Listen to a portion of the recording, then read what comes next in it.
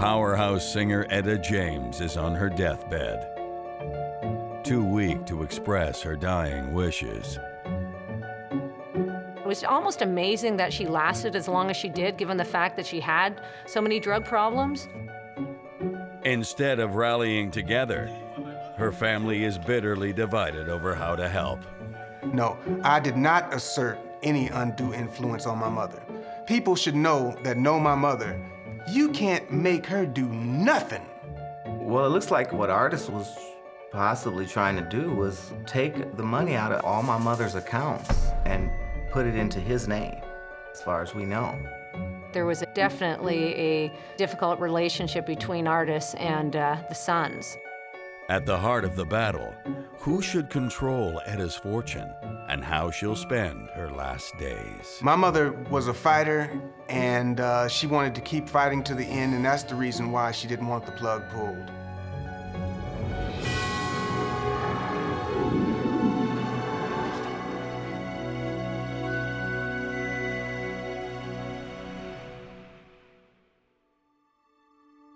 (2012).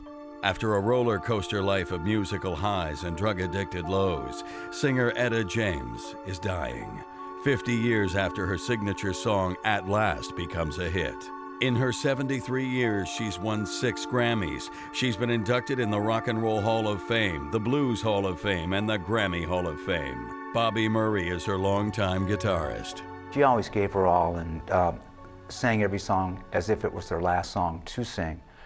And that caught on with the rest of the band. Jazz, blues, rock and roll, the golden era of soul. She loved country too. And it didn't matter, as long as she could put the depth and emotion into a song, the genre didn't matter at all. But the powerhouse singer has become too weak to express her dying wishes. Etta's bedridden, and dementia has left her confused and disoriented. Christine Pelisek is a reporter for the Daily Beast. She was under 24-hour care, and she had no control at all. And at the end of the day, it was very sad for this woman who, was this icon. In a bitter fight, her divided family can't agree on how to help her. The sticking point: who should have control over Etta's money and end-of-life decisions? On one side, her husband Artist, who wants to keep her at home no matter the cost. On the other, her 2 sons by different fathers, Danto and Semeto. It seemed like one of those kind of things that couldn't be settled over a cup of coffee. At the end of the day, it became a battle over her fortune. For Etta James, family turmoil is nothing new. January 25, 1938, Etta is born Jamesetta Hawkins in Los Angeles, the child of a child. Her mother, Dorothy Hawkins, is only 14 years old and an alleged con artist, prostitute, and drug user. Her mother was this, teenager who ripped off people and I think had her own run-ins with the law and, left Etta, to be raised by somebody else. That somebody else is Etta's landlady, Mama Lou. Dorothy shows up sporadically and whisks her daughter away to run-down motels. Until the landlady and music come to Etta's rescue. Joel Selvin, former music critic for the San Francisco Chronicle. Etta James had one of the worst childhoods we can imagine. Never knew her father. Her mother was unavailable. Her career was a lucky accident that saved her from a life that would have been as terrible as her mother's. It's rumored that Minnesota Fats, the famous pool shark, is Etta's father. And apparently she told that story to people all the time. And apparently a reporter went up and asked him and he wouldn't, deny it. He wouldn't say one way or the other. When Etta is just a child, she sings at church, and the power of her young voice blows away the congregation. Despite her troubled family life, she already seems destined for greatness. Then in 1950, when Etta is just 12 years old, her beloved Mama Lou dies. A year later, her mother Dorothy is thrown in jail for being in a house of prostitution, leaving Etta to fend for herself. Etta was pretty much running wild. I guess the term at the time would have been juvenile delinquent. By age 14, Etta's gone from choir girl to street singer in the Creolettes. This is where she's discovered. She ended up meeting bandleader Johnny Otis. She was singing on a street corner in San Francisco, and he heard her singing along with her friends, and she had this like unbelievable voice. And from there, he kind of took her under his wing. Otis changes the group's name to the Peaches and reverses James Etta's name to Etta James. He took her down to Los Angeles to make her first record. Dance With Me, Henry was a major hit in the rhythm and blues world. As her musical star rises, so too does her drug use. You know, she was a troubled girl. I mean, you know, she had a hard life. By 1961, Etta's near the top of the R&B charts with the release of her signature song, At Last. It's the same year she uses heroin for the first time. Etta was a heroin addict for most of her adult life and shot quite a bit of heroin, not just small amounts. The 60s are a blur of touring and drugs. Some people can't work high, but Etta can and does. It was almost amazing that she lasted as long as she did, given the fact that she had so many drug problems and so many issues with the law, and she had personal problems, many personal demons. Etta sings to feed her habit, but it's not enough. By the mid-60s, she's writing bad checks to get cash for dope. She even does jail time for it. Etta's romantic life is equally turbulent. Etta James is Etta's oldest son. My mother all her life tend to attract men that can protect her, you know, big men, you know, brawly most of the time, you know. In her early 20s, Etta meets up with a man she calls the pimp. One night in a hotel room, he hits her over the head 9 times with a bottle. Soon after, she hooks up with Danto's father, Billy Foster, an ex-con. She gets pregnant. My dad, I didn't have that much of a relationship at first with him. He was out and about and doing his thing. At the time, he was an alcoholic. So I didn't see much of him. While pregnant, Etta stops shooting up, but she keeps snorting coke. And her drug use continues as Danto grows up. Danto used to try to keep dope dealers away from her during her difficult times. He saw things that a son perhaps should not see his mother go through, but he stood by her. January 1969, fresh out of jail, Etta meets a former pimp and war veteran, Artis Mills. They marry in May of that year. At first, Artis is against the hard stuff. But before long, the two are shooting smack together, going to extremes to support their habit. She was in jail for some periods of time, and so it was really sketchy, a little bit back and forth from like the 60s to the 80s. 1972, while traveling through Texas, Etta and Artis are arrested for heroin possession. Against Etta's wishes, Artis claims the drugs are his. But it was clearly Etta's heroin. Artis takes the fall and goes to jail for almost a decade. Etta's nickname for Artis was the Sergeant because he made sure things got done. Some of the less than glamorous things he took care of. And when it came time to stand up, he would be there, you know, and he backed her up completely or would take the brunt of things at times. While Artis is in jail, Etta continues to use until the mid-70s when she's busted for failing to check in with her parole officer in Texas and writing bad checks again. She had the choice either to go to jail, spend time in jail, or to go to a rehab facility. Of course, she decided to go to the rehab facility, which was Tarzana. Tarzana is a facility that uses tough love techniques to help people clean up. For Etta, it's at times a humiliating experience. When I saw her, she came out, and he said, your mother's coming, I haven't seen her in a long time. And she came out with a diaper, she had a clown nose, a clown wig, and a big big piece of paper taped to her and said, "I'm a baby." And so that, you can imagine that was a shock to me, but I was so glad to see her. But rehab helps Etta stay clean. And she even meets a man there, Sam Dennis. He fathers her second child, Etta James. Well, my dad, I was close with him up until the age of about 7 or 8 years old. And that's when I guess him and my mom had a falling out, and they split up from that point. We ended up moving back into her house in Los Angeles, which she kept the whole time. And that was a really, really wonderful experience to move back into that house. Then Artis gets out of jail in 1981 and shows up on her doorstep.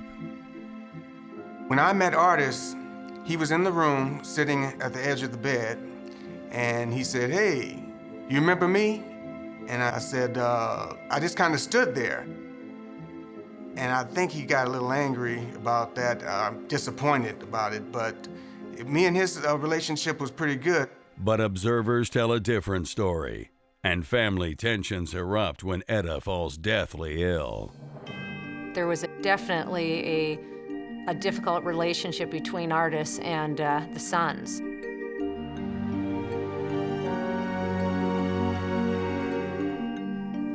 In 1981, singer Etta James is out of rehab and back with her husband Artis.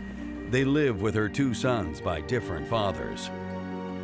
The singer's career soars while she's sober.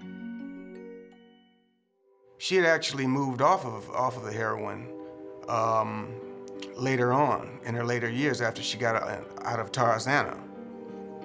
So it was just rock and roll at that point that I saw. Thanks in part to Etta's new manager, Lupe de Leon. So much of Etta's professional success that she finally accomplished was the result of a really devoted and loyal manager, Lupe de Leon. As well as Artis. It was the 2 of them that really, really catapulted her career and got her back on track. I mean, she ended up winning a Grammy Award, and she was inducted into the Music Hall of Fame, the Rock and Roll Hall of Fame, and these guys like really, took her by the hand and did things that she never thought possible. I mean, her career just skyrocketed. It was amazing. Etta's sons Sameto and Tonto inherit her musical ability, and they tour as a family. Oh, my mother was real, She was very sweet person. She would do anything for anybody, but she had a very feisty side to her and some mood swings, awful mood swings. She would give the shirt off of her back to a person, and but she'd also rip one off of you. Danto and Etta had a very close relationship. They were able to speak, both of them, to each other quite frankly. He could ask her a question about life that was maybe in an area that normally you wouldn't speak to your mother. The family is tight, but some say there's tension between Etta's sons and their stepfather. There was definitely a difficult relationship between Artis and the sons. There are some things that I would not be privy to with Artis and Danto. They had different roles, Artis would look out for many of the business aspects. Danto's job, when Artis wasn't on the road, was to look out after his mom too, which he did. Without assigning each other roles, it was just kind of an automatic thing. In the end, though, Etta was the boss. Etta and Artis also have their ups and downs. My mother's relationship with Artis, she loved him, but they had their differences at times. My mother's a hard person to get along with, and sometimes Artis can be. So they would have their things just like any other wife and husband. By March 2008, Artis and Etta are at a low point. Artis goes to Texas for a family reunion, and Etta goes to stay with Danto. And so she asked me if it was okay if she come to my house. And I said, sure. So we can hang out there until Artist gets back. And that seemed fine with me. They were actually having marital problems, serious marital issues. And technically, I don't want to speak on what exactly those problems were, but she decided that she wanted to file for a divorce from him for a few different reasons. Behind Artist's back, she and her son go to see an attorney. Etta secretly files for divorce from Artist after 39 years of marriage, and she gives Danto power of attorney. That makes her son responsible for her healthcare decisions in the event that she becomes incapacitated. Etta also changes her will, leaving all her assets to her sons and nothing to Artist. And in there, it basically said that Artist had no rights to anything. He was like completely written out of anything. Records are sealed, and Etta's son Danto won't say why his mother made these changes. She seemed pretty definite on what she wanted to do. However, I tried to talk her out of it. I said, hey, you've been together for a long time. You guys have been together for a very long time, but she wasn't trying to hear that. What in Etta James's life wasn't volatile? Her whole relationship with the world was volatile, turbulent, and contentious. I mean, right from the very start, she was in that kind of a corner, trying to fight her way out. But just a few months later, Artist and Etta reconcile. Etta moves back in with her husband, and she cancels the divorce proceedings.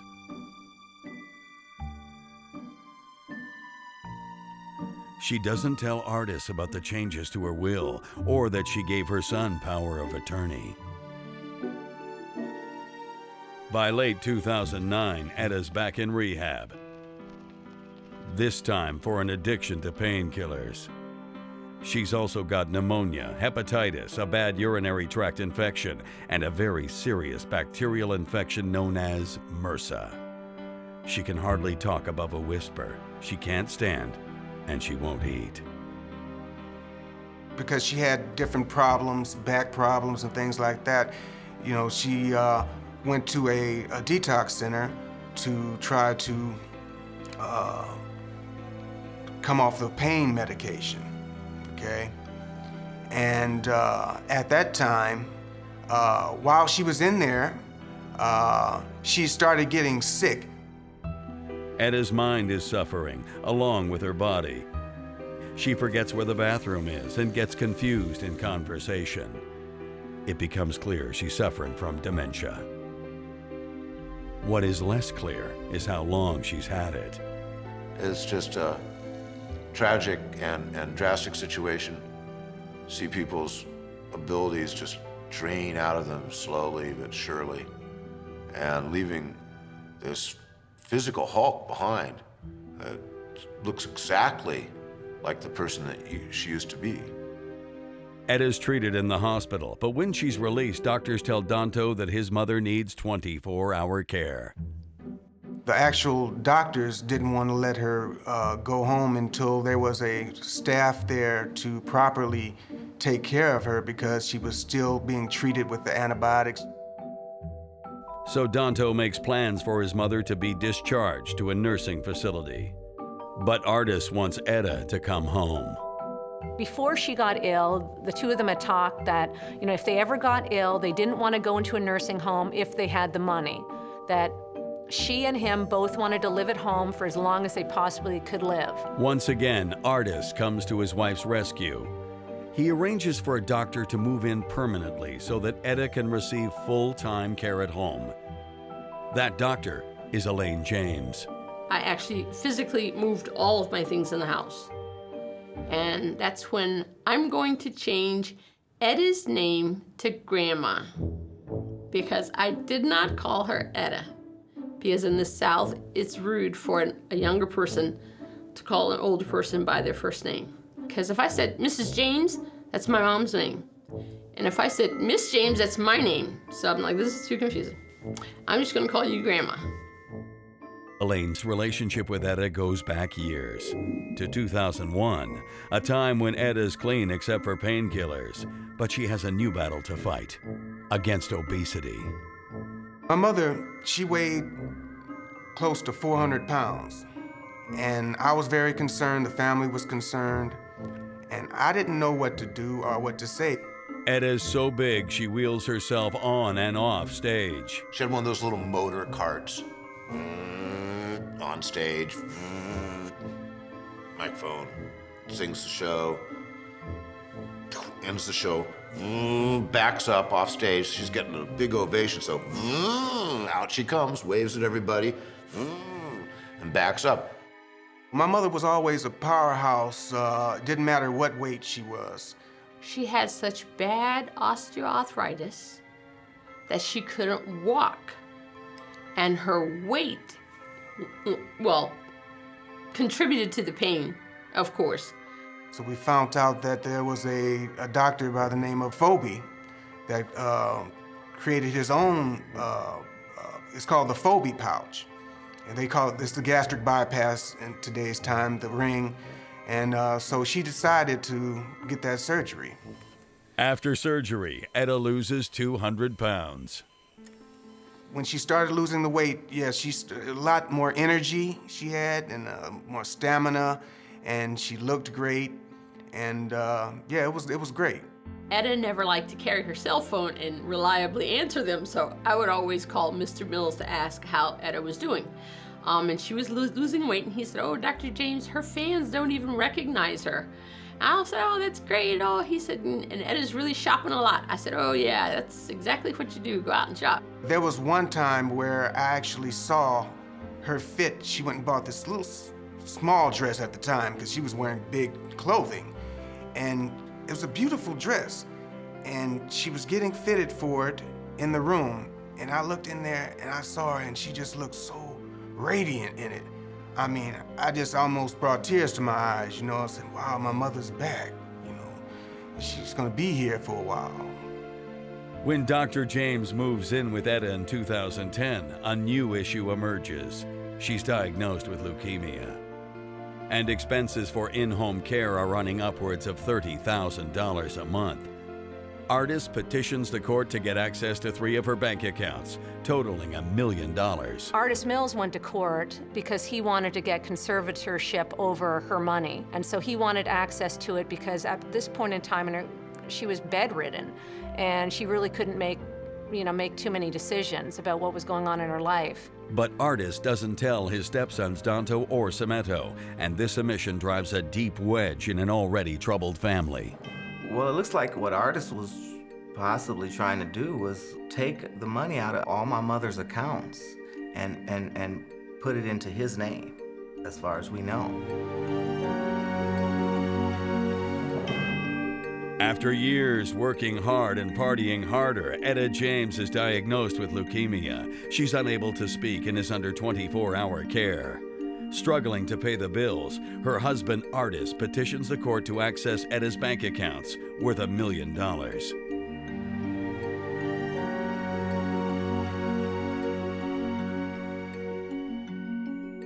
When Etta's sons, Danto and Sametto James, learn what Artist is doing, they doubt his motives are selfless.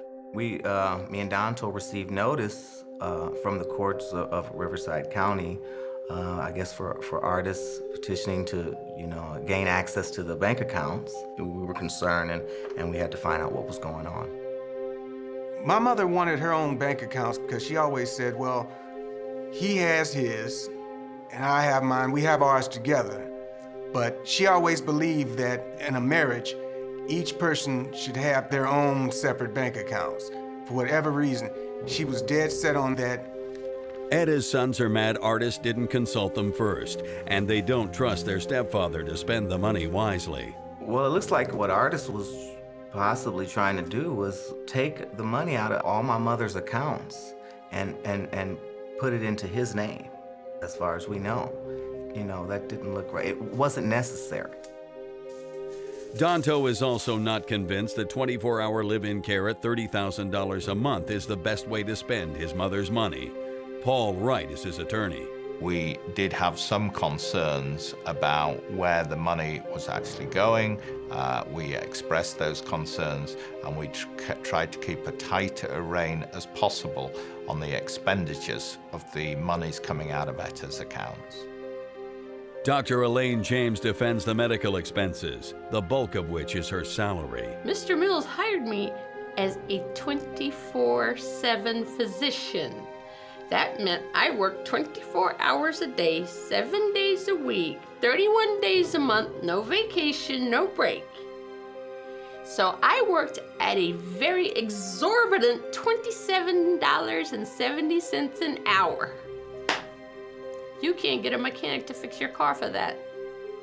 I was working 168 hours a week. Do the math. Artists insist live-in care is what Etta wants, no matter the cost. But Danto and Sometto don't agree. So in 2010, Danto contests his stepfather's petition and challenges Artists by petitioning for conservatorship or legal control of Etta's accounts himself. Danto appeared to want her either in the hospital or in the nursing home. We wanted Etta to be taken care of, but we didn't want the estate dissipated to the detriment of Danto and Sometto and the grandchildren.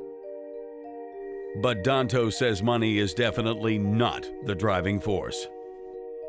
It didn't seem like there was, for the family, the rest of the family, there was any accounting or any system in place to find out when, where, and how the money was being spent. And that's why we felt that it should be a conservator.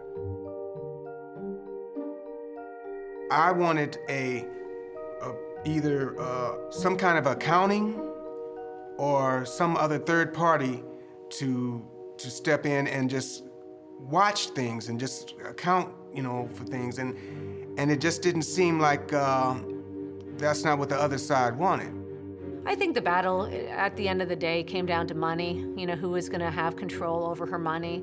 I think that, Etta James was definitely the breadwinner in the family.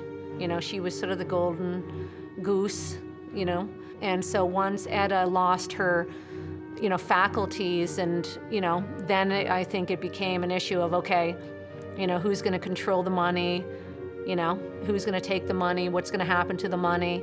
Between me and Artists, I believe we just wanted the same goal, However, we had our differences in a couple of different areas, but. I was actually glad that I wasn't privy to some of that stuff. Danto was my best man. Artists helped get me the gig, so it was kind of tough choosing between the two. What Artists doesn't know is that Etta made a trip to her attorney back in 2008, and Danto says the fact that he has power of attorney trumps Artists' role as husband.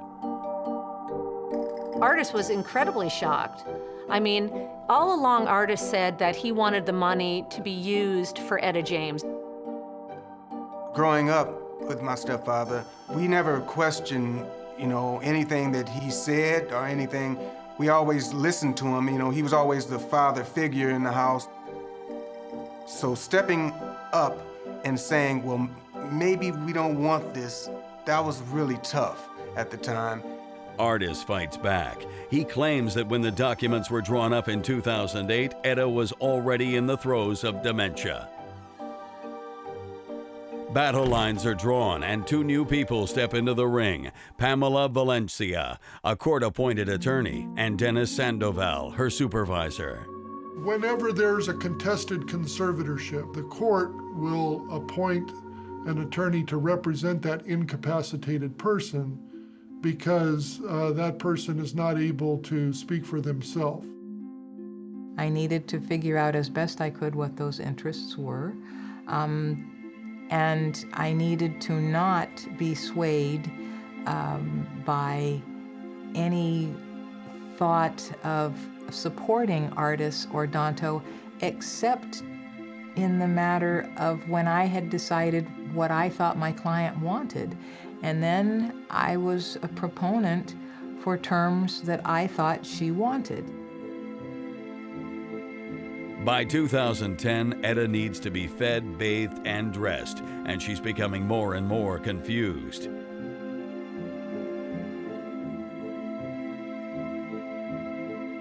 It's clear that Etta has full-blown dementia. What is not clear is how long she's been suffering from it. In 2008, when Danto took Etta to see the estate planning attorney, it is probable that she was subject to his influence. She may or may not have had capacity. And so the documents that were executed, which was a will, a power of attorney, a trust, and healthcare documents, were questionable documents. We didn't know whether or not they were valid. And if Etta was suffering from cognitive impairment in 2008, another question arises. Did Danto use undue influence to pressure his mother into giving him power of attorney and changing her estate plan? In a simple sense, what undue influence is where you have a power imbalance in a relationship. One of the big problems with undue influence cases, especially in court, is people do have a right to change their minds, and it's hard to tell when it's being done naturally. The question is when does that relationship become insidious? Danto and his attorney say the relationship was never insidious. No, I did not assert any undue influence on my mother. People should know my mother. You can't make her do nothing. You can't make her do anything, okay? In 2002, she started her estate planning and with a power of attorney docs. She listed me as wanting me to be power of attorney over her health care at that time. So by 2008, all she did was to go back and to finalize those papers. That was her intent from the start. These trust documents were drafted by a leading entertainment and highly respected firm in Los Angeles. So it was very difficult to see how there was any undue influence. It's an easy allegation to make, maybe not so easy to prove. Undue influence may be hard to prove, but there is a lot of anecdotal support for the theory that Etta was suffering from dementia back in 2008. For starters, there's Etta's erratic behavior going back years. The 10-ton gorilla really was Etta's medical condition in 2008. It was kind of a sign of things to come. You know, she had started to, acting irrationally.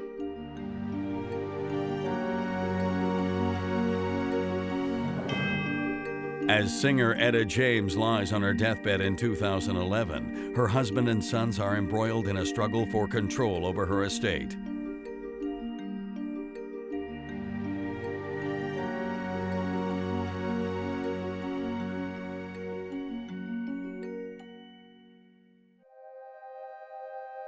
At the heart of the debate, the question of when Etta James started suffering from dementia.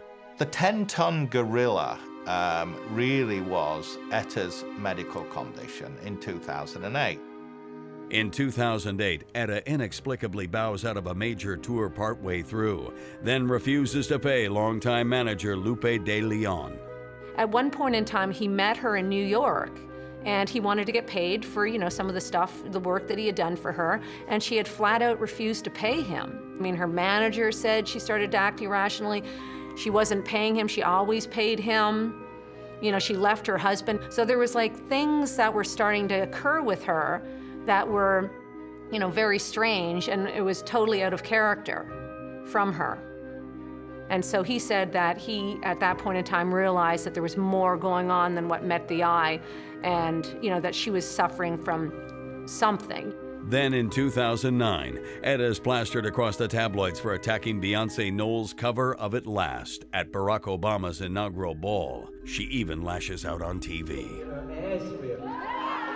Damn Beyonce, she had no business up there singing up there on a big old President Day and gonna be singing my song that I've been singing forever.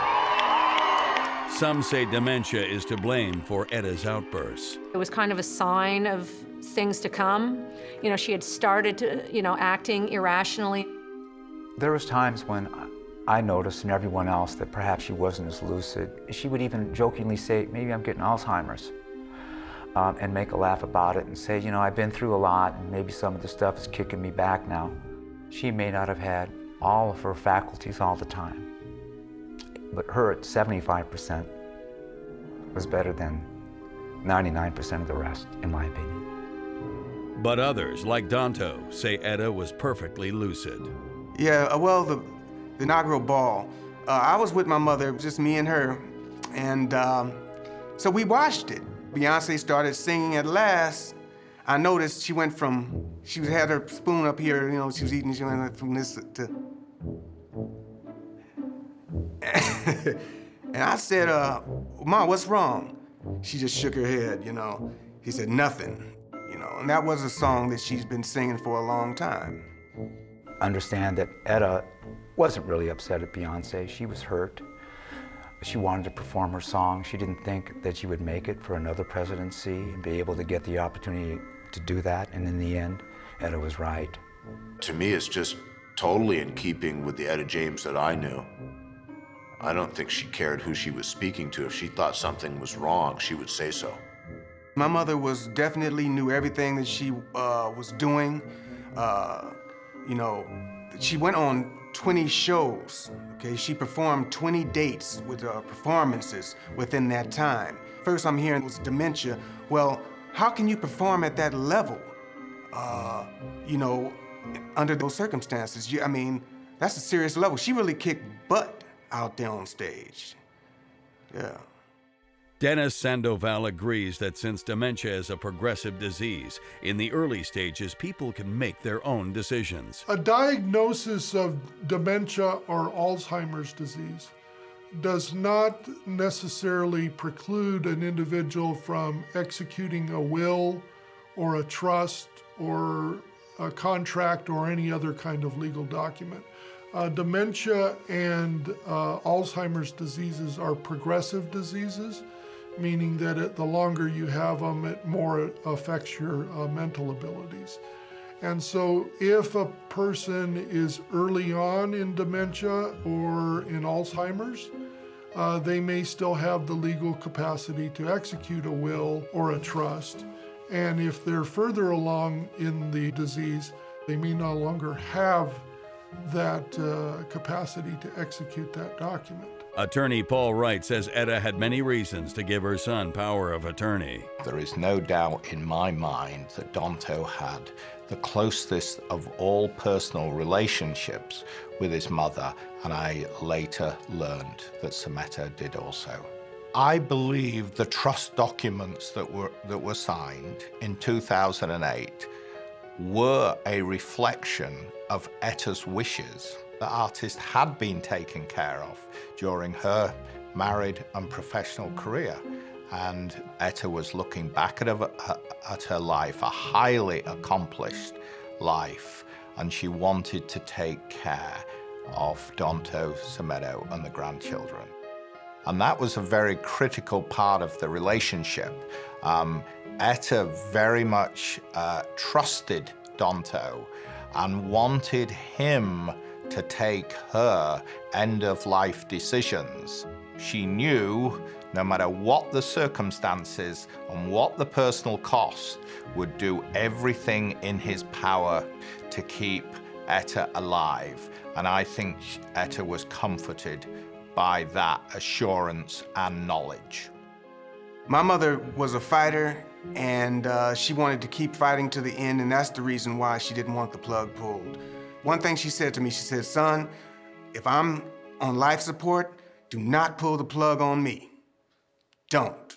And so I suppose that she trusted her son to make that particular decision. But not everyone agrees Danto has his mother's best interests at heart. Pamela Valencia is Etta's court-appointed attorney. Other people that I spoke to were fairly convinced that Danto was more concerned over the money than he was over his mother's health. In late 2010, she receives a letter from Etta's agent stating her behavior throughout 2008 was erratic. Then another, this time from a Dr. David Kipper, saying she was impaired as far back as 2005. Artis turned around and said was that he provided proof that that was not true. He was basically saying that Etta was not of sound mind when she gave her son Danto power of attorney. And so he ended up getting letters from her doctors, dating back, many years. These letters call into question Danto's power of attorney and shift the case in favor of Artis. Then Danto changes the focus with some astonishing accusations against Etta's live-in doctor. Yeah, let's sling some mud. Gee, get some attorneys and let them sling some too, because I got compared to Conrad Murray's care of Michael Jackson. I'm like, oh God.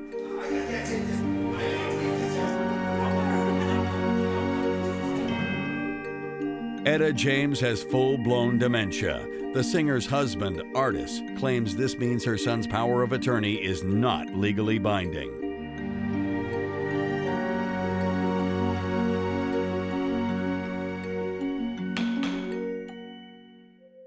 But Danto's not ready to give up the fight. He claims his mother is not receiving proper care at her home with Dr. Elaine James, and he asks the court to move her to another facility. Personally, if I had my druthers, and I'm sure my brother would feel the same way, if she could have went to a cancer institute, that would have been good. By this time, Etta is suffering from far more than dementia. She has leukemia, kidney difficulties, and hepatitis. Dennis Sandoval is one of Etta's court-appointed attorneys. One of the diseases that Etta was suffering from was leukemia. And Danto was making allegations that some of her treatments were unconventional because she wasn't doing everything as aggressively as possible to treat the disease. Danto states he's gravely concerned about the care his mother is receiving in that house. And one of the other attorneys ends up saying, yes, that's just bad medicine. And I'm like, ooh. There were some allegations of bizarre conduct at the house. Danto and his attorneys referred to Dr. Elaine James as the Mrs. Conrad Murray. And, obviously they were trying to insinuate that she was just as bad as Dr. Conrad Murray, who basically killed Michael Jackson. I think it was Mr. Deering said, Dr. James is giving Etta James the similar care to the care that Michael Jackson received from Dr. Conrad Murray, who's now sitting in jail awaiting manslaughter charges. She was very upset because, obviously they were trying to paint her out to be this witch doctor. Danto says Etta would be better off in a hospital setting. When my mother would get sick, when she'd go to the hospital, she would get well. And I would see this happen so many times, and I knew that I felt that she should have went there a few times in the past. She should have been taken to the hospital a little bit sooner. I think he believed that, the more time his mother spent in Riverside Community Hospital, the longer she would live. No, it wasn't nothing personal with Dr. James. Me and Dr. James was all right. Yes, I just wanted my mother to get the best care possible. And that was it. But Dr. James thinks it probably is personal. In fact, she used to treat Danto, but stopped.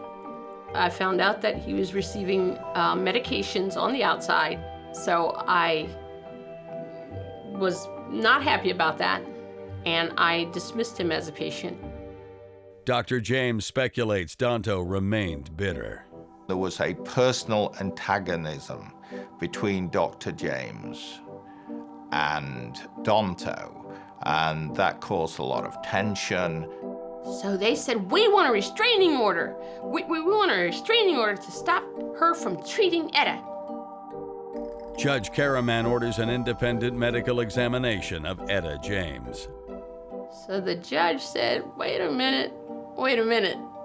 Before we do all this, how about get the court-appointed attorney to get another physician, an independent physician who may know of her case, to go over to the house and examine the patient, and then ask Dr. James for her charts, and then get 2 other physicians to to independently review her work. Pamela, at the order of the court, had 2 independent doctors come in and evaluate the situation at the house. The investigation concludes that Etta James is receiving excellent care at home. I didn't get from the stories that were handed to us from the court investigator, I didn't get that Etta was in danger. I got that there were people who really thought that Dr. James was odd.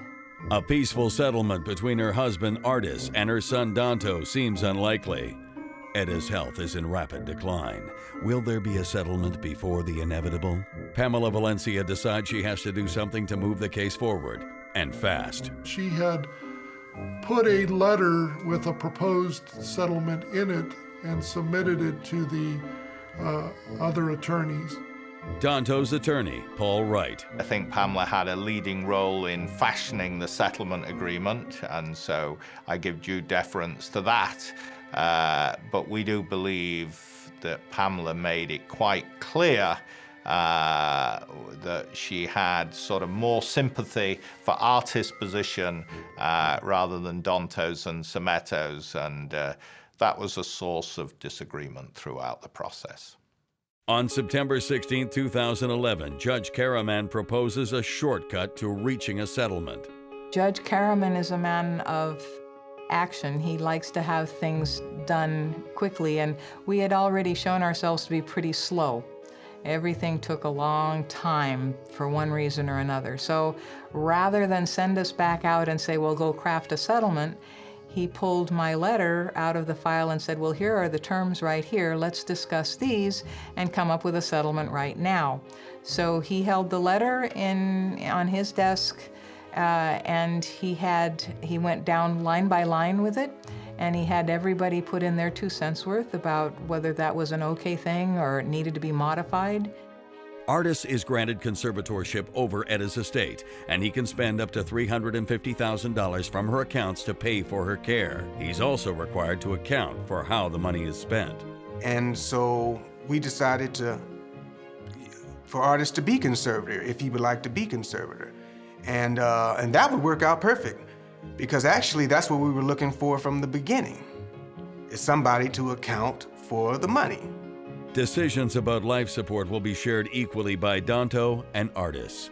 Ultimately, that was resolved, I think, in a satisfactory manner, so that both Danto and Artis had basically joint input and decisions over Etta's end-of-life decisions. He can't, she called pull the plug, and we can't do it without his, so we all have to agree upon it at the same time. And Etta will stay at home unless independent doctors deem otherwise. As for the estate, it was basically a 50-50 split, but with enforcement mechanisms. Finally, the case is settled, when only a few months later, Etta's health takes a turn for the worse. She was just having a hard time breathing, so they contacted, they called 911. And so 911, the paramedics showed up and basically took her to the hospital at that point. And next thing you know, we could hear a bunch of alarms and sirens and blue lights and stuff going on in the hospital, and we just knew it wasn't right. So it was just me and my brother there at the time. And I said, Ma, it's okay, you can let go, you can do this. I'm here with you. I love you. You've been a good mother. I said everything I needed to say. After several attempts to revive her, Etta dies the morning of January 20th, 2012, with family by her side. I was right there with her, so that was a good thing. And I'm so glad that I was there. I'm so glad that I was there. I'm very happy that she is now comfortable and not fighting and suffering, and she fought a really good fight. Etta was just a tough little soldier, and kicking and biting the whole way, Finally, at Etta's death, her family is able to resolve its differences. I can understand where they would come to loggerheads. But it was very reassuring to me at the funeral to see Danto and Artis together, a show of unity. Yeah, I don't think that permanent damage has been done to me and artists' relationship. I don't think anything's permanent unless people want it to be permanent. I think we can move on from here and be okay. Her friends and fans hope that she's at peace at last. There was like lineups like all down the street of people like waiting in line to see her. It was a really respectful thing for a woman who gave so much of herself that, you know, she had all her fans come back to, you know, see her in the end. Her songs affect so many people to this day. People have these memories associated with their songs, and it's a part of the fabric of their life. In the end, it's the songs that stand, and they certainly stand.